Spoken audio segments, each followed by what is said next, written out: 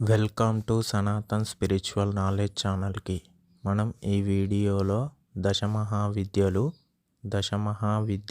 అవతార రహస్యం, దశమహావిద్యల ఆవిర్భావం, దశమహావిద్యల దేవతలు, దశమహావిద్యలను సామాన్యులు ఆరాధించవచ్చా లేదా అనే దాని గురించి తెలుసుకుందాం. మన చుట్టూ ఉన్న మాయను పటాపంచలు చేసి సత్యాన్ని చూడగల శక్తినిచ్చేదే మహావిద్య. జ్ఞానస్వరూపిణి అయిన శక్తి ధరించిన 10 రూపాలే దశమహావిద్యలు. తంత్రశాస్త్రంలో శక్తి ఉపాసనను విద్య అంటాం. ఈ 10 దేవీ శక్తులనే దశమహావిద్యలు అని అంటాం.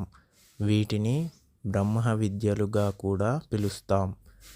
దేవతా శక్తులుగా పూజించి సాధకులు అనుగ్రహాన్ని పొందారు, శక్తివంతులయ్యారు. అజ్ఞానం పాపానికి కారణమవుతుంది. పాపం దుఃఖానికి కారణం. జ్ఞానం స్వేచ్ఛనిస్తుంది, పరమానందాన్ని కలిగిస్తుంది. అటువంటి జ్ఞానాన్ని అమ్మవారు 10 అవతారాలలో ప్రసాదించింది. ఆ అవతారాలనే దశమహావిద్యలు అని అంటాం. సృష్టి స్థితి లయకారిణి అయిన అమ్మవారు శ్రీ ఆదిపరాశక్తి, మహామాత, మహాదేవి అయినటువంటి ఈ ఆదిపరాశక్తి ఈ బ్రహ్మాండం అంతా వ్యాపించి ఉంది. జగన్మాత ధరించిన అవతారాలు ఎన్నో ఉన్నట్టుగా వివిధ పురాణాలు ఉన్నాయి. లోకరక్షణకు, భక్తుల కోరిక మేరకు, రాక్షస సంహారానికి మరియు లోకోద్ధరణకు ఆమె ఎన్నో రూపాలను అవతరించింది. ఎన్నో లీలలను ప్రదర్శించింది. వాటిల్లో ముఖ్యమైనవి ఈ దశమహావిద్యలు. తంత్రశాస్త్రంలో ప్రప్రథమంగా చెప్పుకోదగినవి దశమహావిద్యలు. దశమహావిద్యలు అని పేర్కొనబడిన మంత్ర విద్యలకు 10 మంది దేవతలు అధిపతులుగా ఉన్నారు. కలియుగంలో అత్యంత శీఘ్రంగా అనుగ్రహించేవే దశమహావిద్యలు. ఈ దేవతల మూలమంత్రాలను జపహోమ విధానం ద్వారా ఉపాసిస్తే సాధకులకు తమ కార్యాల్ని సులభంగా పొందగలరు. జగన్మాత ధరించిన అన్ని రూపాలలో దశమహావిద్యలు అనే 10 రూపాలు ఎంతో విభిన్నమైనవి, విశిష్టమైనవి, లోకంలో ప్రసిద్ధి పొందాయి. పూర్వం దుర్గాదేవి లోకాలను కాపాడడానికి, దేవతల్ని ఉద్ధరించడానికి దుర్గముడితో యుద్ధాన్ని ఉపక్రమించింది. దేవి దుర్గముల మధ్య భయంకర యుద్ధం కొనసాగుతున్న సమయంలో దేవి శరీరం నుంచి ఒక్కసారిగా ఈ దశమహావిద్యలు ఆవిర్భవించాయి. శ్రీదేవి భాగవతంలోని 12వ స్కందంలో ఆదిపరాశక్తి కొలువుండే మణిద్వీపంలో నవరత్న ప్రాకారంలో ఈ దశమహావిద్యలన్నీ కొలువుదీరి ఉంటాయని చెప్తుంటారు.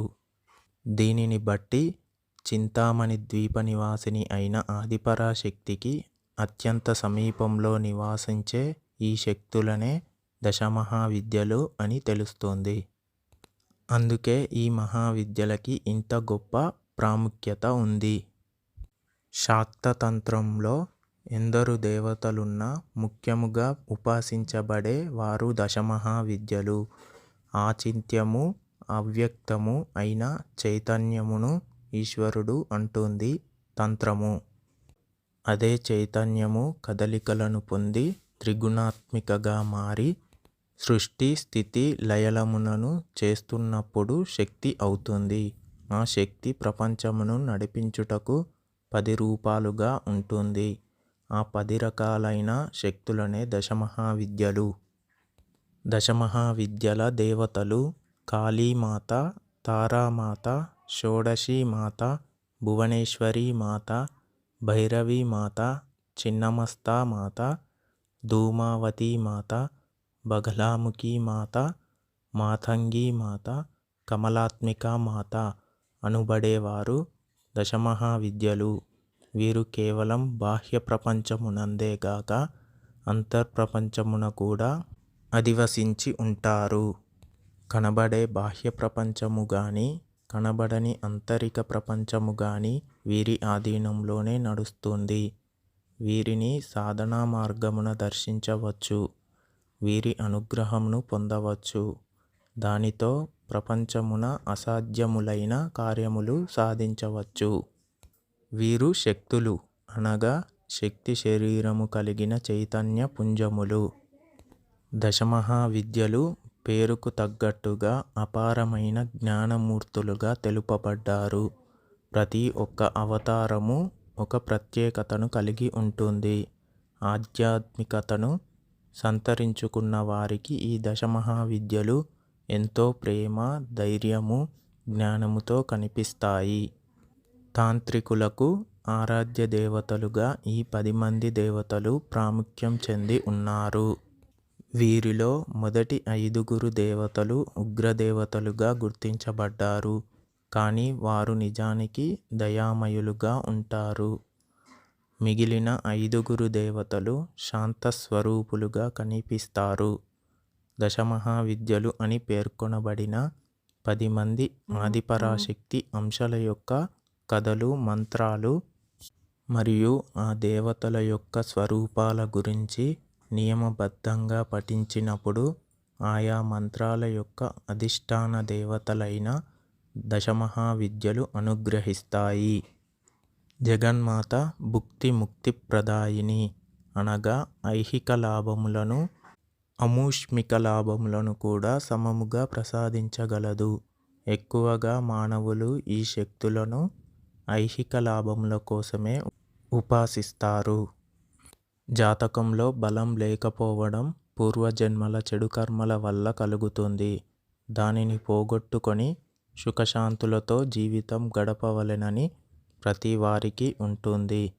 దానికి దైవబలం తప్పనిసరిగా కావాలి. దశమహావిద్యల ఉపాసన ద్వారా జాతకంలోని చెడును నిర్మూలించుకోవటం సాధ్యమవుతుంది. శక్తి అనుగ్రహం వల్ల పూర్వజన్మల కర్మ ఫలితాలు, చెడు ప్రభావాలు భస్మీపటలం అవుతుంది. కనుక దోషాన్ని బట్టి ఏ దేవత ఉపాసన అవసరమో చూసుకొని దానిని ఆచరించడం ద్వారా సుఖశాంతులతో కూడిన జీవితాన్ని పొందవచ్చు.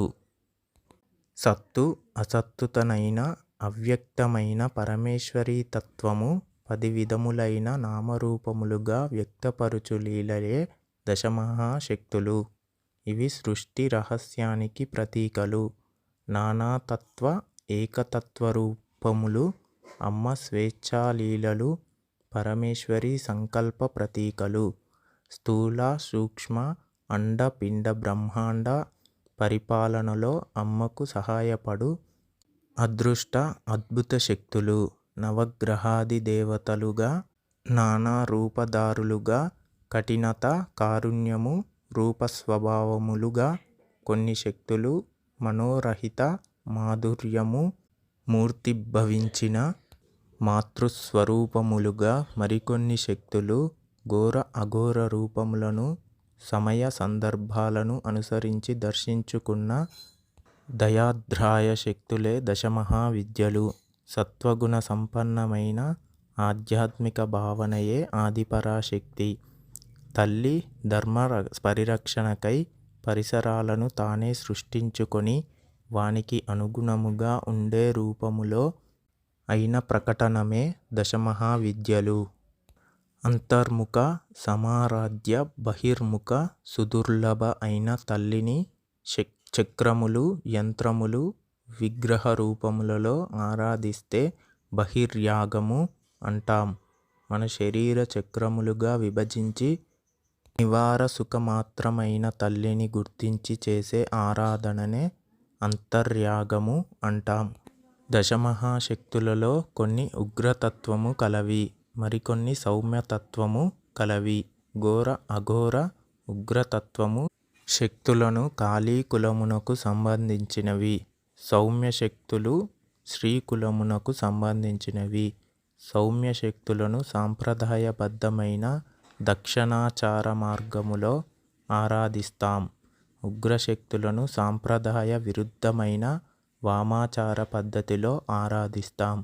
కొన్ని విద్యలు ఘోర అఘోర రూపములలో సమయమును బట్టి ప్రకటితమైన వేళ వాటిని ఉభయ పద్ధతుల్లో ఆరాధిస్తాం.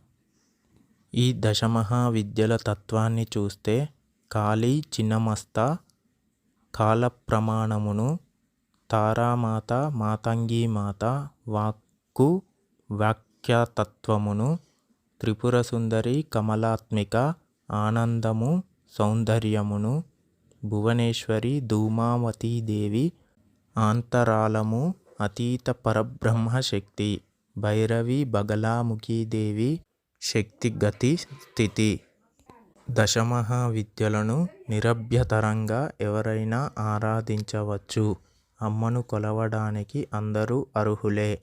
కానీ వామాచార పద్ధతిలో దశమహావిద్యలను ఆరాధించవలసిన వారు ముందుగా ఉపాసకులను, గురువులను సందర్శించి విధివిధానాలను తెలుసుకోవడం మాత్రం తప్పనిసరి.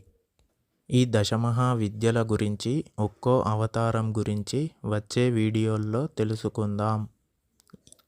ఈ మహావిద్యల గురించి తెలుసుకోవాలి అనుకుంటే ఈ ఛానల్ని సబ్స్క్రైబ్ చేసుకోండి.